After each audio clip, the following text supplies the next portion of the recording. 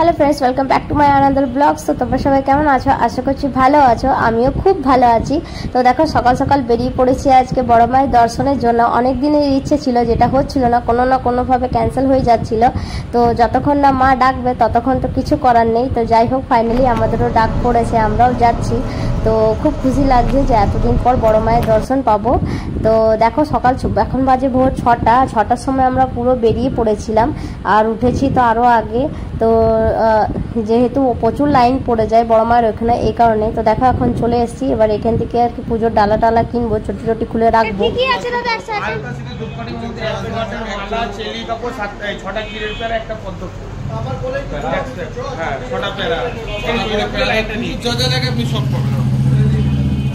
তো এই যে আমরা এখান থেকে ডালা নিয়ে নিয়েছি, এবার চললাম লাইন দিতে। প্রচুর লাইন পড়েছে, এখনও তো মানে বুঝতে পারছি না কত দূর লাস্ট, প্রচুর লাইন পড়েছে। আর এই যে এইদিকে প্রবেশ করার দরজা, তো যেখানে আমরা ফটো একটা তুলেই নিলাম, আর যে দোকানটা নিলাম তার পাশেই আর কি ওইখান দিয়ে আর কি এক্সিট হবে, এই কারণে সামনে দোকানটাতে আর কি নিলাম। আর চলো দেখতেই পাচ্ছ তোমরা কতটা লাইন, বাবারে লাইন। কটার থেকে লাইন দিয়েছে গো এরা? হ্যাঁ কটার থেকে লাইন দিয়েছে এরা? আমি সেই চিন্তা করছি, বাবা রে, হে ভগবান, আরো আছে দেখ, বাবা রে।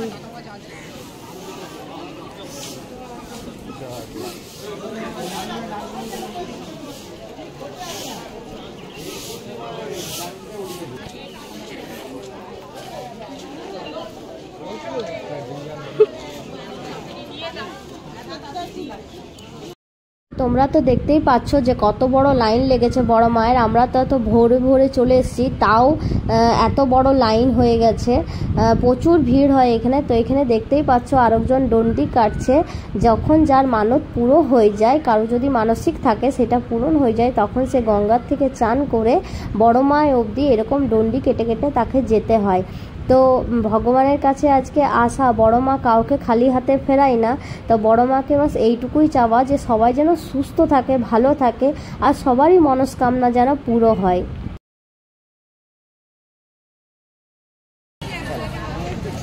লাইন আগে বাড়তে শুরু হয়ে গেছে, লাইনটা খুব জলদি যাচ্ছে, বলো লাইনটা খুব জলদি জলদি চলছে। তো দেখো লাইনটা যখন আগে বাড়ছে তখন বেশ স্পিডে বেড়ে যাচ্ছে, আর যখন একটু করে দাঁড়িয়ে যাচ্ছে তখন একটু দেরি হচ্ছে। আসলে ভিতরে যারা যারা ঢুকছে একসাথে অনেকজনকে ঢুকিয়ে দিচ্ছে, তো যারা যারা ঢুকছে তাদের আর কি পুষ্পাঞ্জলি হচ্ছে, নামগোত্র বলা হচ্ছে, এই কারণে আর কি একটু দেরি হচ্ছে ঢোকাতে। তবে যখন লাইনটা আগে যাচ্ছে তখন খুব জলদি যাচ্ছে। আর এই যে এখানে আমরা একজন এসছিল আর কি করাতে, বড় মা লেখা থাকে কপালে, সেইটা লাগাতে। তো আমরাও লাগিয়ে নিলাম সবারই মতো।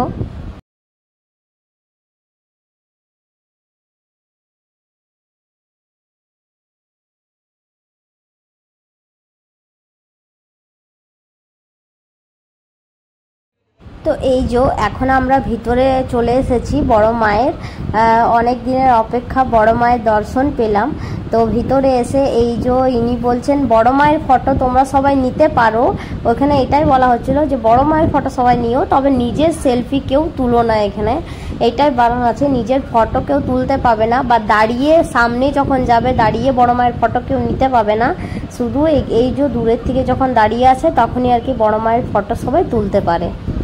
আর আরেকটা যেটা চমৎকার আমাদের সাথে হলো সেটা তোমাদেরকে বলি। আমরা যখন ঢুকলাম এখানে ভিতরে, তারপরে আর কি এই লটটা আমাদের পুষ্পাঞ্জলি দেয়া হচ্ছিল।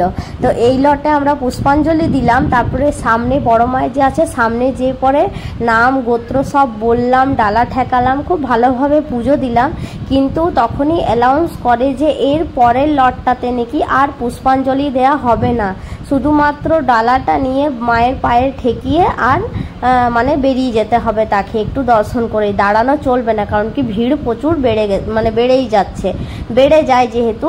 তো হয়তো প্রত্যেক দিনের আমি বলতে পারছি না, তবে মনে হয় যারা সকাল সকাল যায় তাদেরই শুধু ইয়ে হয় আর পুষ্পাঞ্জলি দিতে পারে। তারপরে হয়তো যেহেতু ভিড় বেড়ে যায় পরে করে একটু বেলা বাড়লে, তাই তারা হয়তো পুষ্পাঞ্জলি দিতে পারে না। তাই তোমাদেরকে রিকোয়েস্ট, যদি যাও তো একটু সকাল সকাল যেও।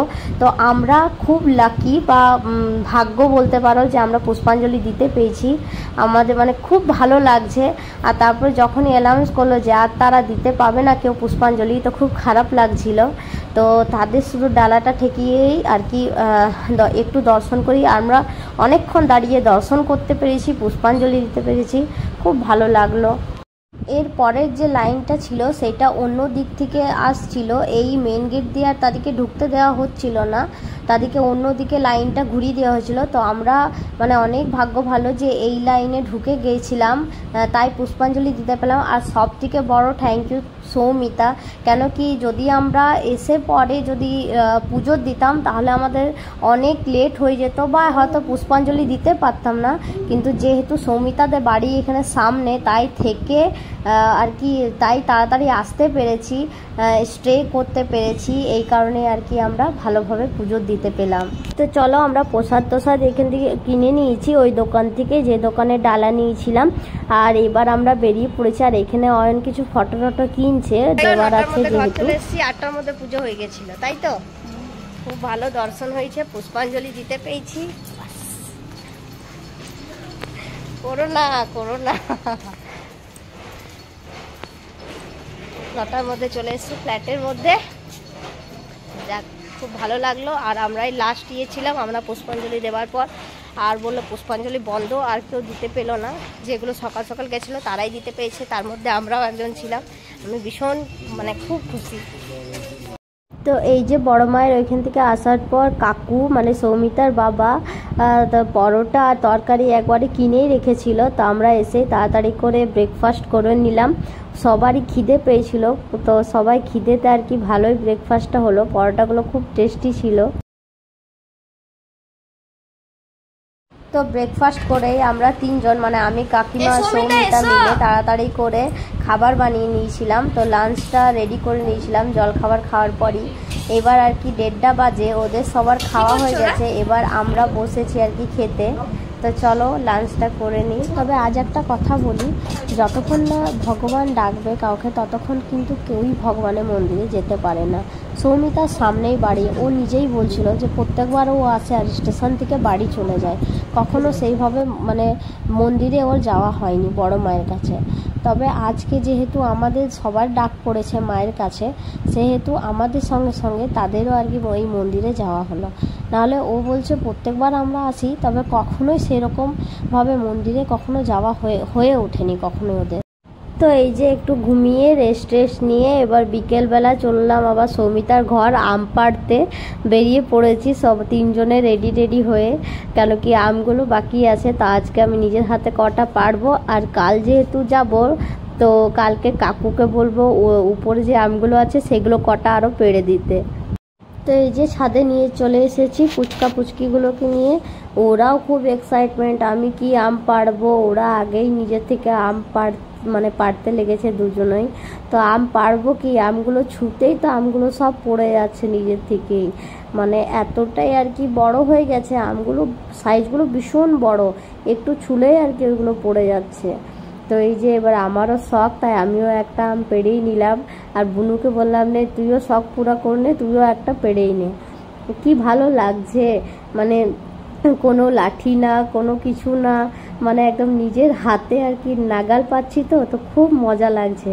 আর ওরা বলছে কি আরও আম পাড়বো, আমরা বললাম না আর না, প্রচুর হয়ে গেছে, এমনিতে ঝরে গেছে, কালকে আবার এখন এত ভারী নিয়েও যেতে পারবো না ফ্ল্যাটে। তো আমি বললাম কালকে কাকু পেড়ে দেবে তখনই। আর সবারই ভীষণ আনন্দ লাগছে, হাতের নাগালেই তো আমগুলো, তাই। তো দেখো এখন সৌমিতা গেল নিজের পিসির বাড়ি একটু, আর মেয়েগুলো খুব জিদ করছিল পার্কে, কখন থেকে অস্থির হয়ে গেছিলো। তাই আমি সৌমিতাকে বললাম তুমি যাও দেখা করে এসো পিসির সাথে, আমি তারপর তো ওদিকে নিয়ে পার্কটাতে যাচ্ছি। তো এই পার্কটা সৌমিতাদের বাড়ির সামনেই আছে, আর সামনে একটা মন্দির আছে, সৌমিতা আসুক তারপরে যাব। তো এখন আপাতত ওরা একটু খেলে নেক পার্কে। আর এই যে ওদের মাসিমণি কালকে ওদের জন্য হেয়ার ব্যান্ড একটা কিনে দিয়েছে, দুজনকে দুটো সেম সেম, ওইটাই পরে আছে, মানে আর কোনো হেয়ার ব্যান্ড পরবে না, যেহেতু ওইটা কালকে নতুন কেনা হয়েছে তার জন্য ওইটাই ওরা পরবে, দুজনাই একই পরবে সেম সেম। মেলাটা হয় এই ধরনের, ও রথের মেলা হবে। তো সৌমিতা চলে এসেছে, তাই ওদের এখানকার ঠাকুরটা একটু দর্শন করতে এলাম। ওদের বাড়ির সামনেই এই মন্দিরটা কি সুন্দর দেখতে না, খুব সুন্দর। আর এটা রাধাকৃষ্ণর একটা মন্দির হচ্ছে। তো সৌমিতাও বলছিল রথে নাকি এখানে ভীষণ বড় উৎসব হয়, ভীষণ বড় মেলা বসে, তো একবার দেখার ইচ্ছে রইল মেলাটা, সেটাই বলছিল যে একবার মেলাতে এসে দেখবে কত বড় মেলা বসে। দেখি যদি সম্ভব হয় কখনো তাহলে যে অবশ্যই দেখব। আর চলো একটু ঠাকুরকে এবার দর্শন করে নিই।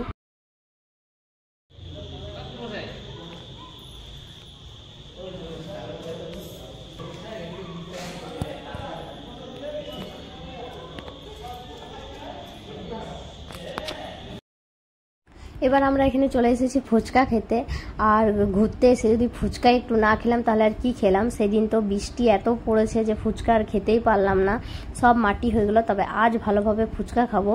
এই পার্কের সামনেটাতেই দেখলাম ফুচকা বসে আছে, তো আমরা সবাই চলে এসেছি, আর এখানে সবাই ফুচকা লাভার, তো সবাই মিলে চলে এলাম, চলো ফুচকা খাই। তবে এখানকার ফুচকাগুলো ভীষণ টেস্টি ছিল, খুব ভালো, মানে খুব টেস্টি, খুব ভালো লাগছিলো খেয়ে পরে। আর আমাদের সাথে সাথে দেখো বাচ্চাগুলো মানে ফুচকা খেয়েই যাচ্ছে, ওদেরও কোনো ইয়ে নেই, কোনো বারণ নেই, তো ওরাও আমাদের সাথে সাথে ফুচকা খেয়েই যাচ্ছে।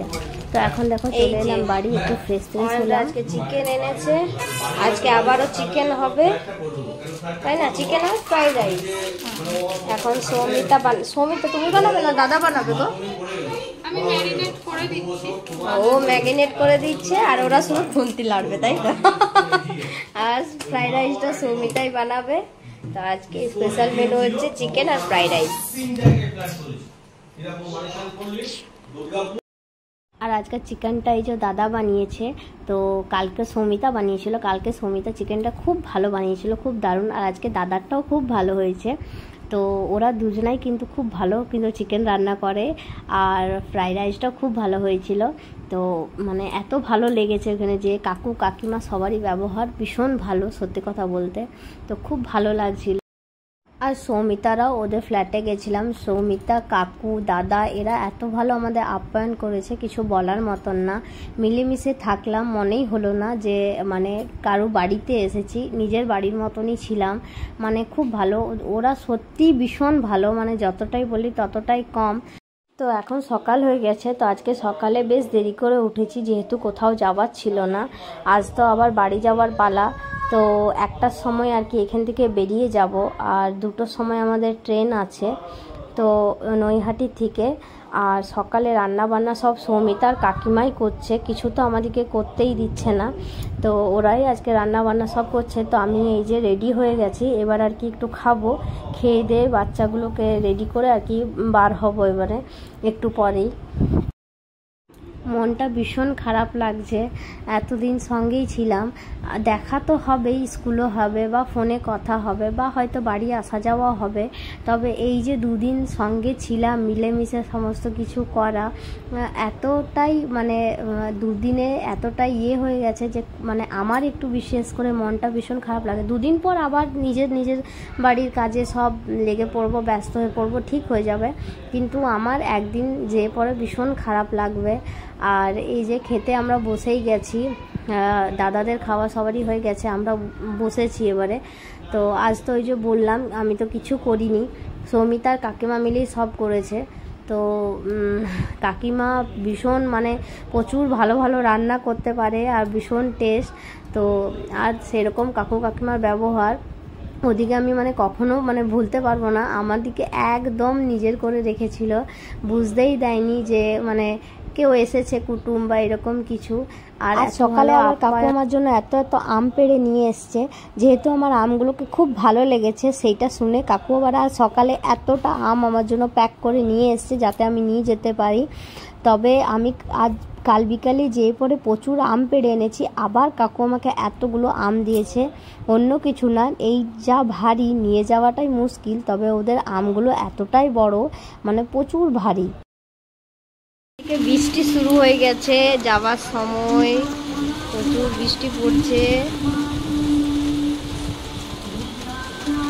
যাবার সময় ভীষণ মন খারাপ করছে, তবে অনেক ভালো ভালো স্মৃতি আর কি নিয়ে চললাম নিজের সাথে। আর এই যে সৌমিতার ফ্ল্যাটটা খুবই সুন্দর, সত্যি কথা বলতে এমন কোনো জিনিস নেই যেটা সৌমিতার ফ্ল্যাটে নেই। মানে যদি কেউ এসে থাকে, তা মানে ওরা যে থাকে না সেটা কেউ বলতেই পারবে না।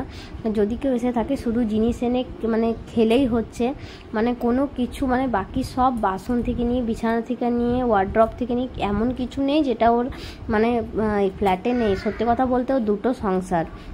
তো এখনও দেখতে পাচ্ছ বৃষ্টি পড়ে যাচ্ছে, বৃষ্টি মানে থামেনি। আর আমরা ট্রেনে বসে পড়েছি।